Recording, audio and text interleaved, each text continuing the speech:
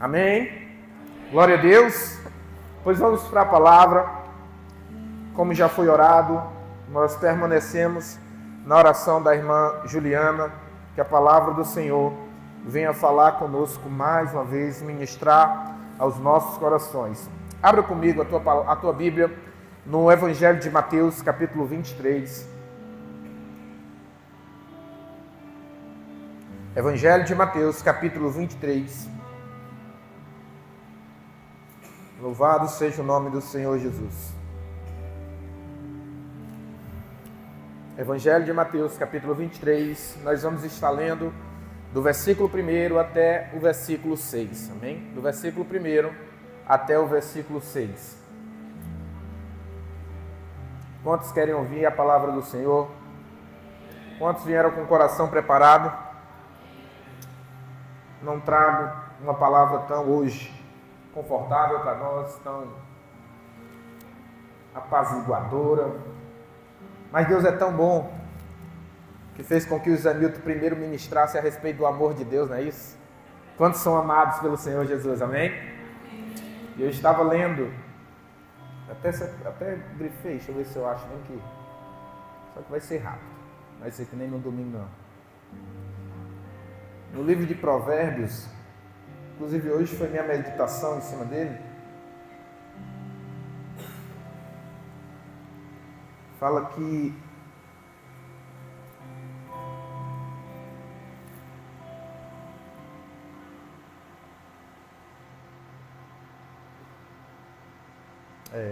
eu marquei muita coisa aqui, eu não vou achar o que eu marquei.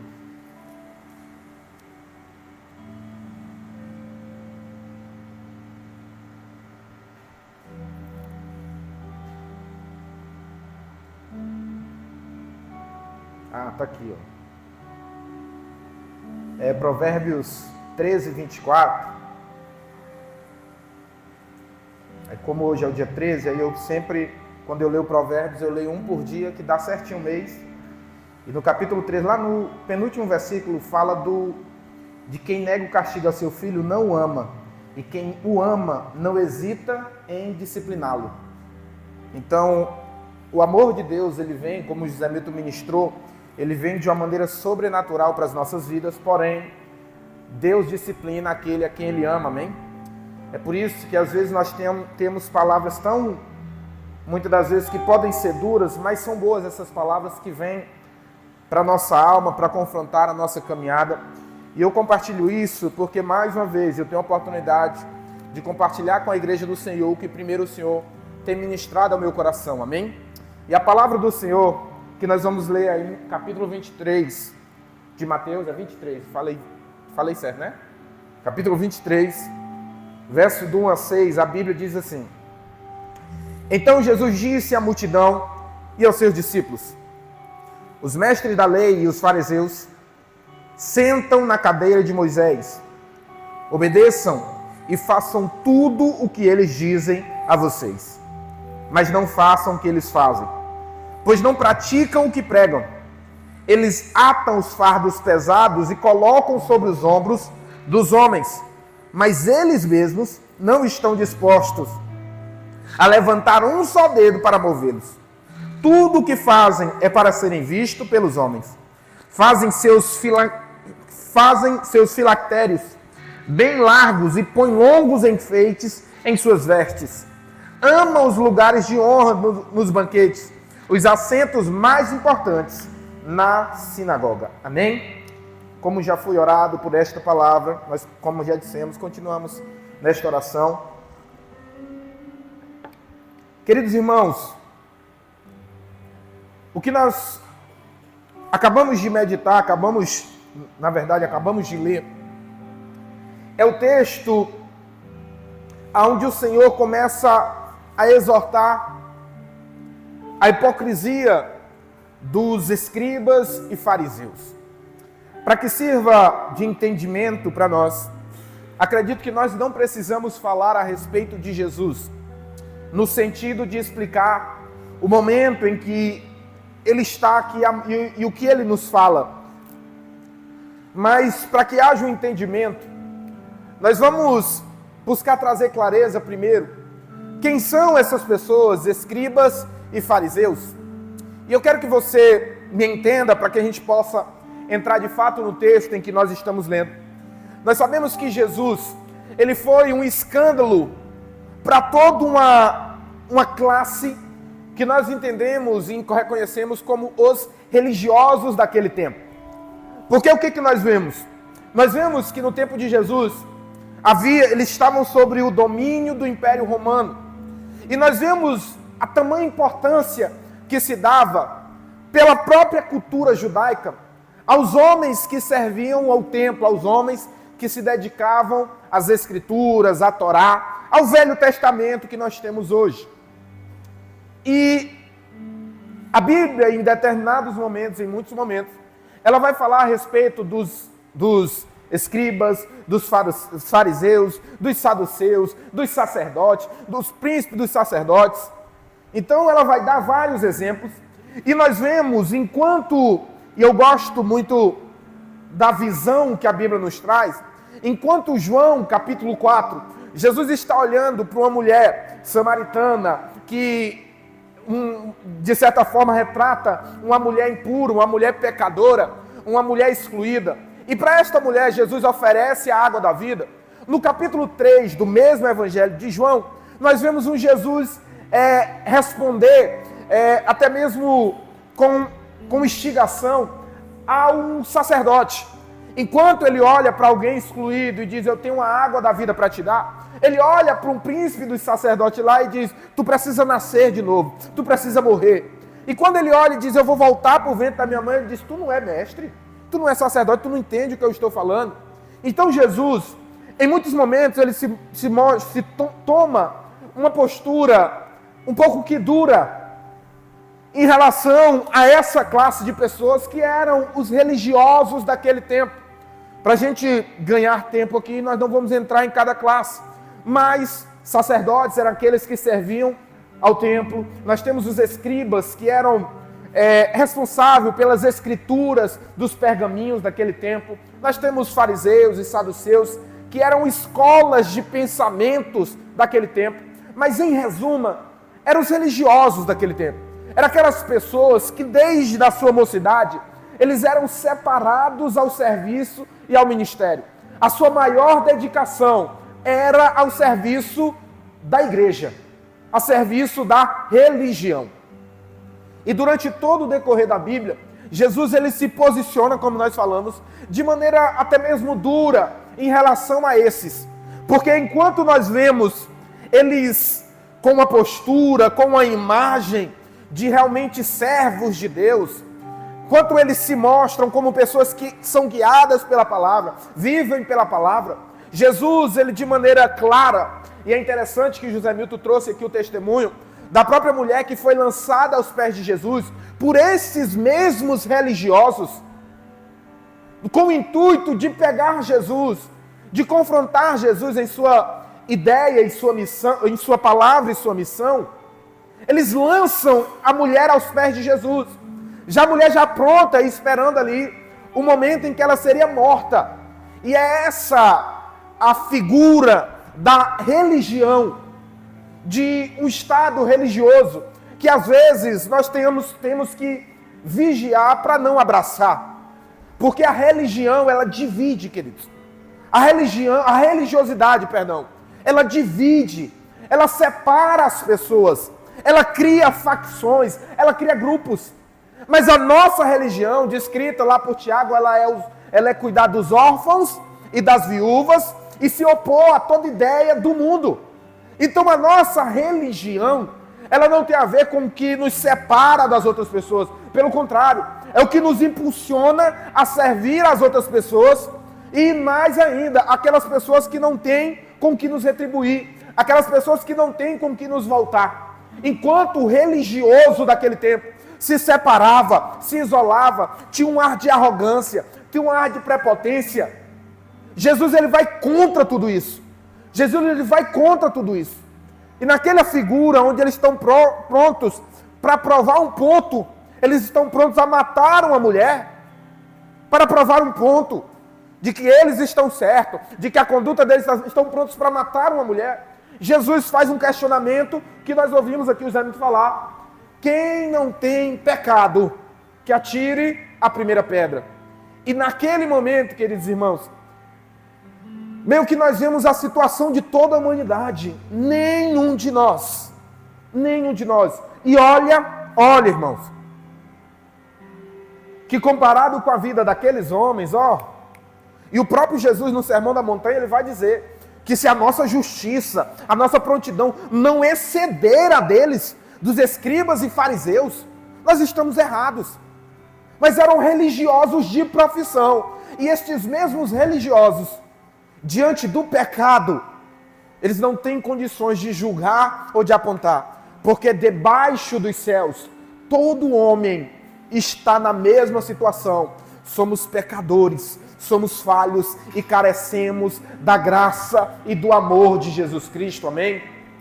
Então não pode existir, por nossa parte, uma condenação e um julgamento, a ponto de nós olharmos para as pessoas e queremos lançá-las no inferno, queremos desdenhar delas, queremos botá-las a perder. É contra isso que Jesus se opõe, é contra esta atitude. E no texto em que nós lemos, Jesus ele vai bem mais além. Jesus ele vai ser um pouco mais cirúrgico neste problema que nós estamos aqui relatando. Porque o próprio Jesus ele vai dizer que esses escribas e esses fariseus são os que hoje se sentam na mesa, na cadeira de Moisés. São eles que carregam a palavra da lei. São eles que interpretam para o povo a lei de Deus. São eles que sentam no trono do Senhor. São esses. E Jesus faz menção. E diante desses, Jesus diz, sabe o que eles estão dizendo a vocês? Façam tudo o que eles estão dizendo. Sabe o que eles estão ensinando a vocês? Os obedeça. E antes de nós passarmos adiante, isso é muito importante. Irmão Júnior, agora não está fazendo sentido. Você estava descrevendo aqui um povo arrogante, um povo prepotente, um povo que julgava, e agora você está dizendo que Jesus orienta os seus discípulos a seguir o que eles estão dizendo? Sim, irmãos. Sabe por quê? Porque a palavra de Deus continua sendo a palavra de Deus. E ainda que o pior dos pecadores venha e leia ela para você, e explique ela para você, se é a palavra de Deus, ela precisa ser obedecida. E eu abro um parênteses aqui para pessoas que por acharem, e eu quero dizer isso com muito amor no meu coração, mas a verdade é que existem muitos falsos profetas, mentirosos, que até mesmo têm usado a palavra de Deus para atacar, para enganar, para ludibriar. E eu não sei quais são os traumas que você já passou, mas entenda, e nós precisamos sim nos compadecer contra esses, nós precisamos ter amor contra esses, mas ainda assim, não justifica abandonar a fé, porque homens erram, porque homens pecam, assim como também, amados irmãos, nós não estamos sendo chamados por Jesus a seguir pessoas, a seguir personalidades, a tomar para nós ídolos. O que o irmão fizer eu faço, o que o irmão falar eu faço, não. Sabe o que Jesus está dizendo? Não olhe para a pessoa, olhe para a palavra de Deus. Olhe para a palavra de Deus. Não se iluda com pessoas. Homens caem, homens pecam, homens falham. E como é desastroso, queridos irmãos. Existe sim uma obra de Satanás contra a vida de homens de Deus. Homens que têm são de grande referência. Homens que são de grande importância. Quanto nós não já ouvimos, tanto tempo passado, como no nosso próprio tempo. Como doeu para nós, queridos irmãos, ouvir áudios de um adultério de alguém que nós admirávamos demais. Um verdadeiro missionário, um mobilizador da obra missionária. Isso nos feriu demais. Era uma referência na internet e era para nós também. Cantávamos as suas músicas, louvávamos, assistíamos às suas pregações, ficávamos tocados e de repente chega um áudio, um adultério, um pecado. Queridos, como isso nos fere. Mas entenda que nós somos chamados por Jesus a seguir a sua palavra, porque homens pecam, porque homens caem, porque homens falham, mas aquele que tem os seus pés firmados na palavra do Senhor, eles não titubearão, eles não perecerão, eles não se desviarão, porque a sua fé está pautada na palavra de Deus. Que nós venhamos, se temos em nosso coração algum ídolo, alguma imagem, mas esse homem, mas essa pessoa, não estou dizendo para você não admirar, eu admiro muitos homens, eu tenho muitas referências, mas a minha base de fé é a palavra de Deus. Oro para que não errem, oro para que não pequem, mas se pecarem, a minha fé não está neles, a minha fé está no Senhor Jesus, está no Senhor Jesus. E quando Jesus, olhando para esses, e diz, tudo que eles falam, esses que estão hoje assentados sobre a cadeira de Moisés, que trazem para você a lei de Deus, a palavra de Deus, até este momento, escutem tudo, porque não deixa de ser a palavra de Deus, porque não deixa de ser a verdade do Senhor Jesus. Nós precisamos a todo momento seguir a palavra de Deus. Quantos estão entendendo, amém? Glória a Deus. Mas a palavra do Senhor vai continuar. Após ele dizer, obedeçam e façam tudo o que eles dizem a vocês, o Senhor Jesus ele vai continuar dizendo, mas não façam o que eles fazem, pois não praticam o que pregam. Isso, queridos, precisa mexer muito conosco, porque o Senhor Jesus não está falando a um grupo qualquer de pessoas. O Senhor Jesus está falando a religiosos. O Senhor Jesus está falando com aqueles que naturalmente deveriam ser, aqueles que primeiro enxergariam Cristo. Já pensou isso? Pescadores, cobradores de impostos, trabalhadores, olharam e viram Cristo, mas aqueles que andavam com a palavra, chamaram Jesus de Beelzebu. Você está entendendo isso? Você está entendendo o quanto isso é sério? Então Jesus olha para esta classe e diz, olha, o que eles estão dizendo a você é palavra de Deus. E vocês podem obedecer às palavras de Deus. Mas o que eles fazem, vocês não devem fazer. Porque eles pregam aquilo que não vive. E nós botamos isso, inclusive, como uma frase, slogan da nossa escola do ID, é que você só crê na Bíblia que você pratica. Isto é uma verdade, queridos irmãos.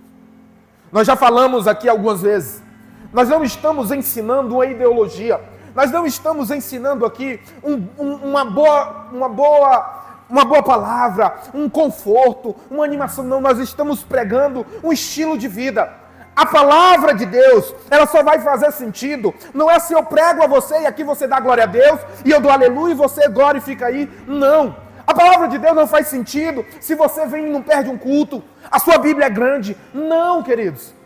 A palavra de Deus só vai fazer sentido em nós, se aquilo que nós recebemos, se aquilo que nós ouvimos, nós vivenciarmos essa palavra.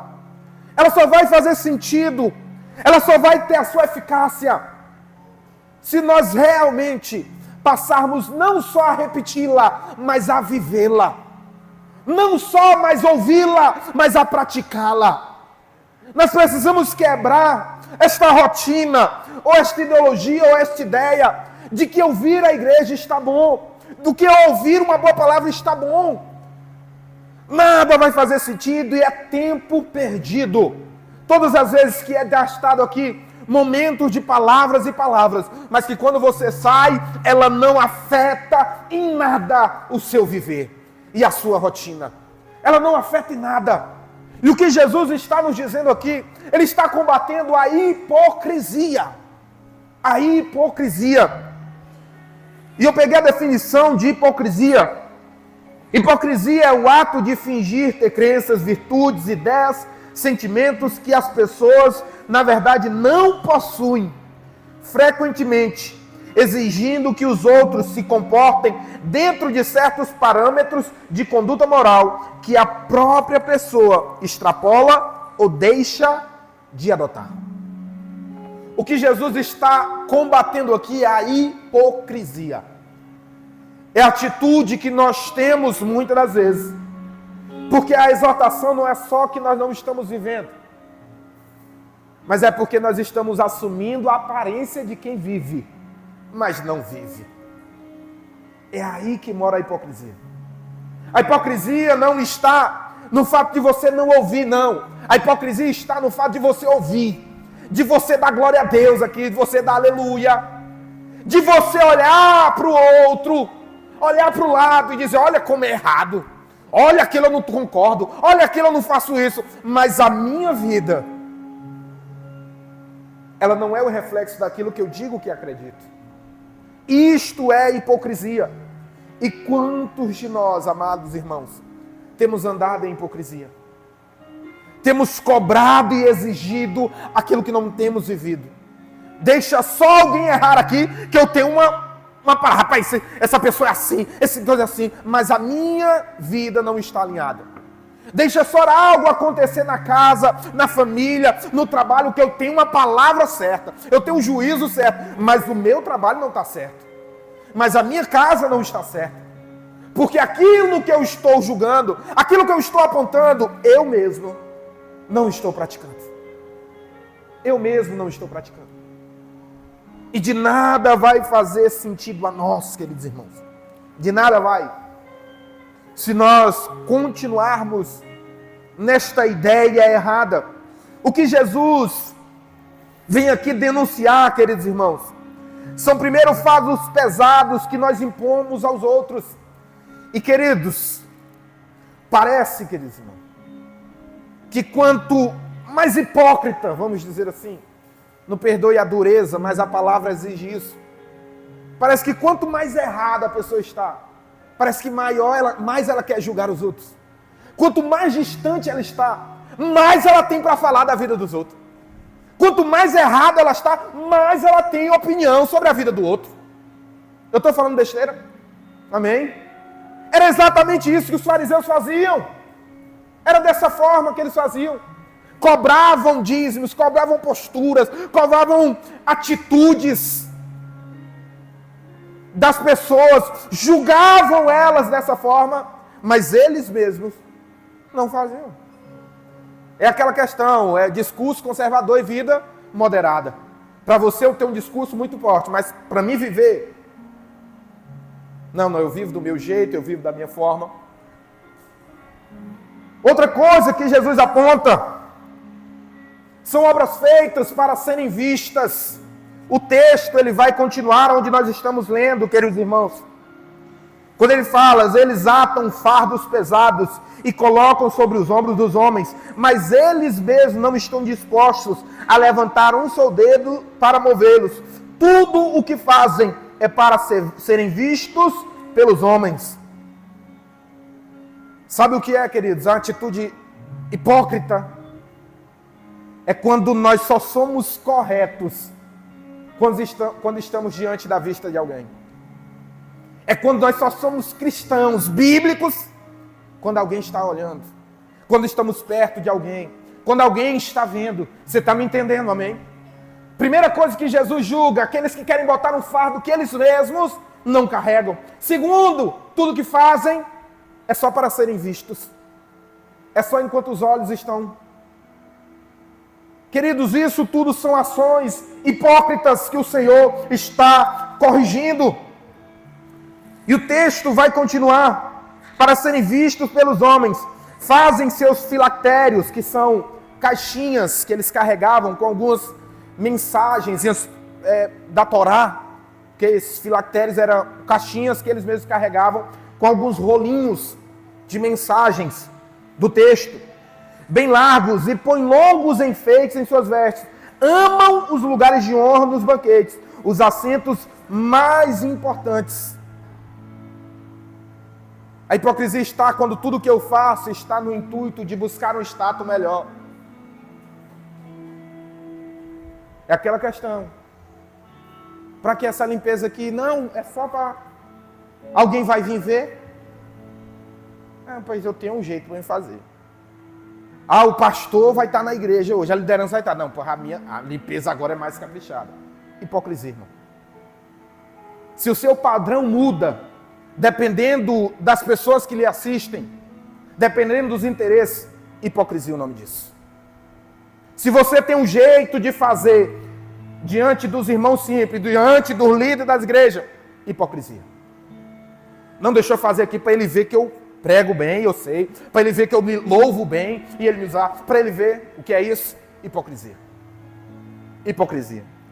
Jesus denuncia os fardos pesados, as obras que são feitas só para serem vistas, as buscas por status e por honra, ações que são geradas como interesses rasos.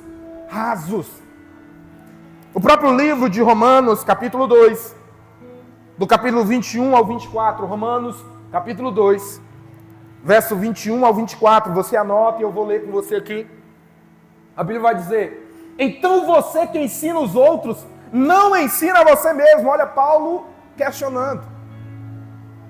Então tu que prega, a tua palavra não serve para ti. Então tu que anda com a Bíblia debaixo do braço,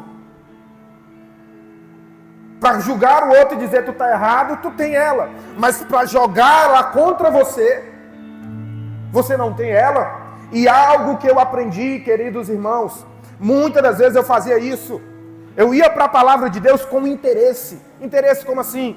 Eu ia meditar atrás de uma palavra, atrás da mensagem. Aí eu via a mensagem na Bíblia e via na memória. Rapaz, isso aqui é para fulano de tal. Falou de inveja, lembrei desse irmão. Falou de fofoca, lembrei desse irmão. Às vezes nós queremos fazer isso. E eu quero dizer algo a você, queridos irmãos, que eu tenho aprendido. Quando você abre a Bíblia e começa a lê-la, o primeiro alvo que ela quer atingir é você mesmo. Antes de você lembrar de outra pessoa, lance essa palavra contra você. Lance essa palavra contra você. E o apóstolo vai continuar. Então vocês que ensinam os outros, não ensinam vocês mesmos. Você que prega contra o roubo, rouba, continua. Você que diz para não adulterar, adultera. Você que abomina ídolos, rouba os templos. 23. Você que se orgulha da lei, desonra a Deus a transgredir a lei. E o 24, pois, como está escrito, o nome de Deus é blasfemado entre os gentios por causa de vocês. O que ele está dizendo? O nome de Deus é blasfemado entre os de fora da igreja, entre os que não conhecem o Evangelho, por causa da sua hipocrisia, por causa da minha hipocrisia. O nome de Deus é blasfemado. A igreja do Senhor, porque a igreja é do Senhor, não é a igreja do irmão Júnior, não é a igreja do irmão Mauro, não é a igreja do finado pastor Hugo, saudoso pastor, não, a igreja é do Senhor. E quando você vê a igreja do Senhor, entenda, é necessário que haja uma postura diferente. E eu já compartilhei isso, um dos textos que mais eu tinha temor, era o texto em que Paulo ele vai dizer, sede, se eu não me engano é Romanos 11, sede meus imitadores, assim como eu sou de Cristo. Queridos, isso aí eu não pregava de jeito nenhum. E não só pregava isso, como eu pregava contra isso. Quando eu comecei a pregar, eu estava na escola ainda. E eu tinha esse estilo de vida quebrado. Eu era um camaradinha dentro de casa, eu era um camaradinha na rua e eu era outra pessoa na escola.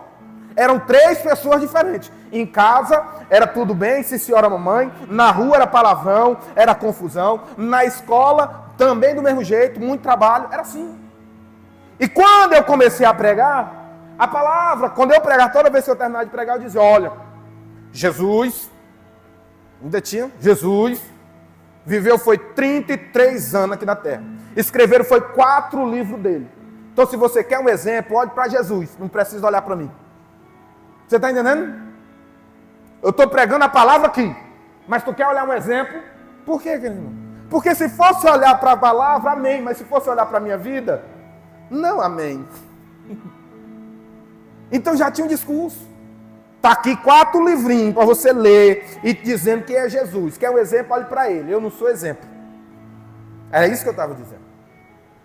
Mas o que a Bíblia está nos dizendo é, como você prega aquilo que você não vive? Como você é contra o roubo e rouba? Como você é contra o adultério e adultera? Como você é contra a idolatria e rouba no templo? Você está entendendo? Não adianta nada a gente botar as mãos para o céu e querer repreender toda marcha de idolatria e tudo mais. Não. Mas o nosso coração está tomado de idolatria. A gente só não tem o santo. Mas a gente idolatra o dinheiro. A gente idolatra as pessoas. Idolatra relacionamento. Não, eu sou contra homem que trai, mulher que trai, não presta tudo mais. O que a Bíblia diz? Você olhou com desejo para sua mulher, para outra mulher, perdão. Misericórdia. Para outra mulher, para uma mulher que não é sua, adúltero. Vai viver. Vai viver.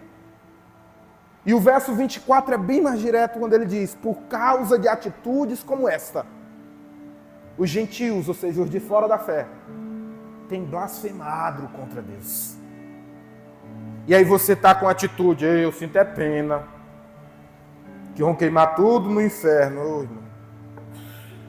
Que juízo, misericórdia, que Deus nos livre, irmão. Que Deus nos livre, nos livre, nos livre do seu juízo. Porque talvez essas pessoas tenham falado mal do nosso Deus, porque têm olhado para a nossa vida. Meu Deus do céu, que Deus tenha misericórdia de nós.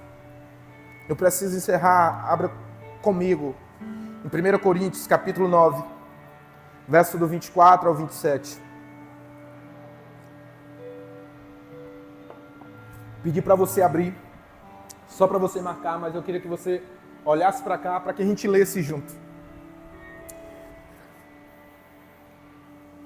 Olha o que Paulo ele está nos dizendo aqui. 1 Coríntios, capítulo 9, verso do 24 ao 27. Vocês não sabem que, de todos os que correm em uma competição, apenas um ganha o prêmio? Corram de tal modo que alcancem o prêmio. 25. Todos os que competem nos jogos se submetem a um treinamento rigoroso para obter uma coroa que logo perece. Mas nós o fazemos para ganhar uma coroa imperecível. 26. Sendo assim, não corra como quem corre sem alvo e não luto. Eu não corro como quem corre sem o alvo e não luto como quem esmurra o ar. Para bem no 26, vamos já para o 27. Paulo aqui ele começa falando de uma corrida.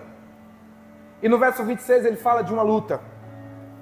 Ele compara o atleta.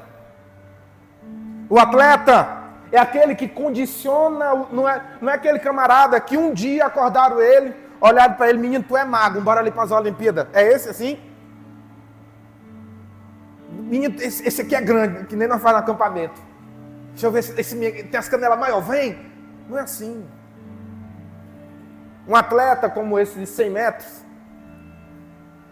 uma corrida hoje de 100 metros é o quê? Feita em, eu não lembro, 7 a 9 segundos. Um atleta desse, ele treina 4 anos para correr 9 segundos. Não é nem para respirar. Você nem respira nessa corrida. É só um. E Paulo ele faz um paralelo isso. A nossa caminhada da fé. Essas pessoas que se preparam e se dedicam para ali desenvolverem a sua função e ganharem um prêmio, uma medalha, que ali vai se perder. Ali vai envelhecer. Vi dizer que tem até umas à venda, umas antigas. Tem umas que o pessoal ganha, passa tanto tempo que eles vendem. Está entendendo? Mas ele diz que nós, volta ao 24. Vocês não sabem que todos os que correm em uma competição apenas ganham o prêmio? Corram de tal modo que alcancem o prêmio. 25, perdão. Todos os que competem nos jogos se submetem a um treinamento rigoroso para obter uma coroa que logo perece. Mas nós o fazemos para ganhar uma coroa imperecível. Sabe o que ele está dizendo?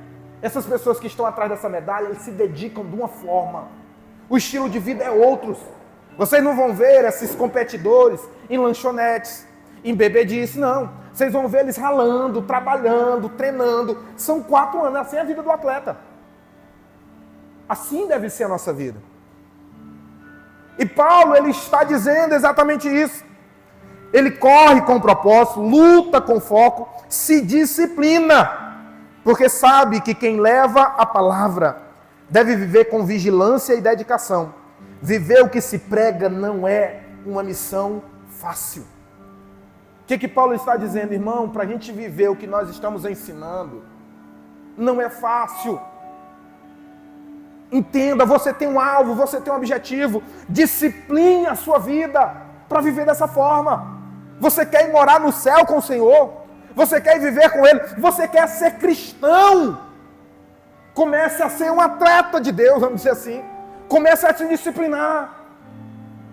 A ter uma vida que remete a esta caminhada. E agora vamos para o verso 27. Olha o que Paulo vai dizer. Contudo, esmurro o meu corpo e faço dele meu escravo. Isso Paulo dizendo. A gente tem que se esforçar, a gente tem que se dedicar. O que ele está dizendo? Contudo, eu esmurro o meu corpo e faço dele o meu escravo, para que, depois de ter pregado aos outros, eu mesmo não venha a ser desqualificado. Sabe o que ele está dizendo? Eu estou ensinando a vocês, eu estou pregando a vocês, e que vocês venham viver essa palavra, mas eu, Paulo, eu estou esmurrando a minha carne, eu estou me disciplinando para que eu, mesmo pregando, eu mesmo não venha a ser desqualificado. Eu mesmo não venha a ser aquele que só fala, mas aquele que não vive. Ser aquele que ensina, que exorta, que ora, que abençoa, mas que não está com sua jornada alinhada com o alvo que é a eternidade com o Senhor Jesus. Queridos irmãos, o que nós temos ministrado é o que Paulo ele vai falar. Ele vem nos mostrar que há um risco real. Pregar corretamente, mas ser condenado no final por não viver aquilo que ensinou. Eu posso, meus irmãos, eu falo por mim, ter uma mensagem bíblica, mas se minha vida não acompanhar esta mensagem, esta palavra vai permanecer. E aqueles que ouviram eu ensinar, eles vão encontrar a salvação. Mas se eu não estiver vivendo, quem eu ensinei vai e eu fico. Você está entendendo como isso é sério, amados irmãos?